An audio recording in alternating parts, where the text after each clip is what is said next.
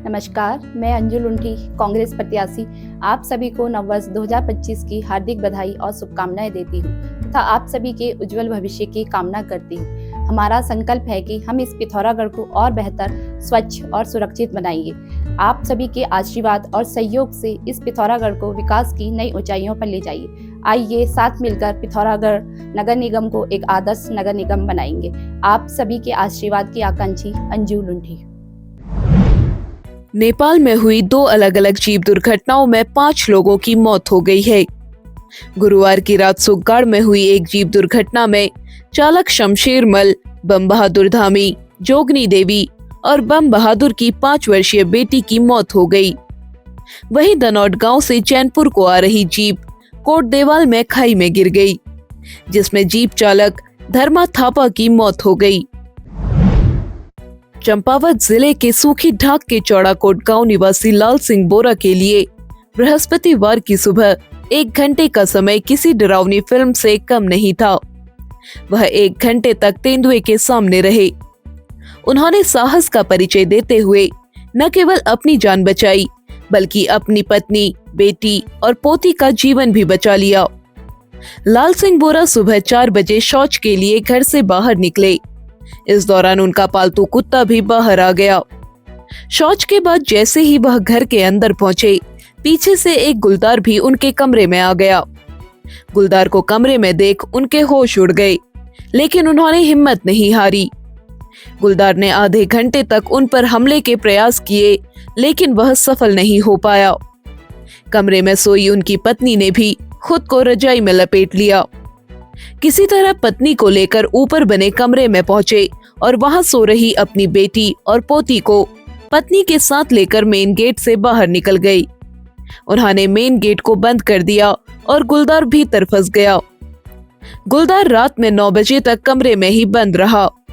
इस दौरान वन विभाग के रेंजर गुलजार हुसैन भी गांव पहुंच गए।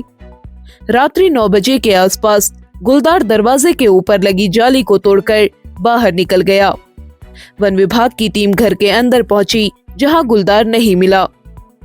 गुलदार से बचने के प्रयास में लाल सिंह बोरा मामूली रूप से घायल भी हुए। उन्होंने अस्पताल पहुंचकर उपचार कराया। आध्यात्मिक विश्वविद्यालय शिवाश्रम विभाग संस्कृत, योग, आयुर्वेद, प्राकृतिक चिकित्सा, पंचकर्म, शास्त्रीय संगीत में रुचि रखने वाले छात्र छात्राओं को 3 माह का निःशुल्क सर्टिफिकेट प्रशिक्षण कोर्स कराएगा। उत्तीर्ण अभ्यर्थियों को प्रमाण पत्र दिए जाएंगे। संस्था अध्यक्ष आचार्य विजय प्रकाश जोशी ने बताया, प्रशिक्षण के लिए अंतिम तिथि 5 जनवरी रखी गई है।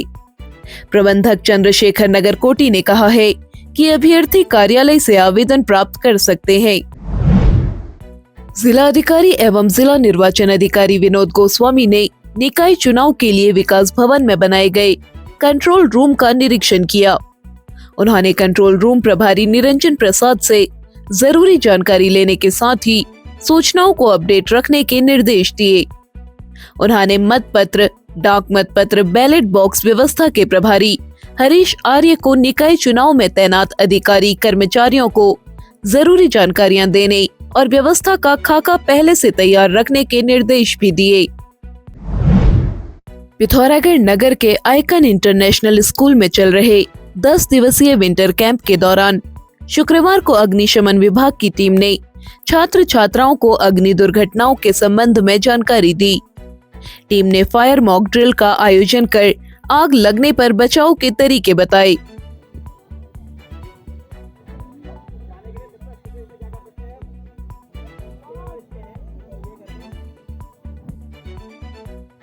इस दौरान अग्निशमन अधिकारी दया किशन पडलिया मौजूद रहे।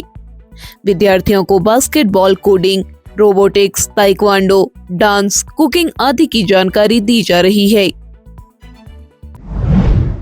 पिथौरागढ़ पुलिस उपाधीक्षक परवेज अली ने शुक्रवार को कोतवाली का अर्धवार्षिक निरीक्षण किया। इस दौरान कोतवाली के प्रभारी निरीक्षक ललित मोहन जोशी सहित समस्त स्टाफ मौजूद रहा। उन्होंने मालखाना कार्यालय, शस्त्रागार, आपदा उपकरण, भोजनालय, बैरक आदि का निरीक्षण किया और लंबित विवेचना को पूरा करने के निर्देश विवेचकों को दिए। उन्होंने आगामी नगर निकाय चुनाव को देखते हुए सक्रिय अपराधियों पर निरोधात्मक कार्रवाई के लिए भी दिशा निर्देश दिए। राष्ट्रीय खेलों की मशाल तेजस्विनी जिले का भ्रमण करने के बाद आज अल्मोड़ा के लिए रवाना हो गई। मशाल को रवाना करने के दौरान जिला क्रीड़ा अधिकारी अनूप बिष्ट ने जिले में मशाल रैली के बारे में जानकारी दी। उन्होंने कहा, रैली को राष्ट्रीय खेलों के प्रचार प्रसार के लिए भारत नेपाल चीन सीमा तक ले जाया गया था। अब आप पिथौरागढ़ व उत्तराखंड की सभी खबरों को हिंदी, अंग्रेजी और नेपाली भाषा में भी पढ़ सकते हैं। अभी डाउनलोड करें न्यूज़ इंडो नेपाल ऐप।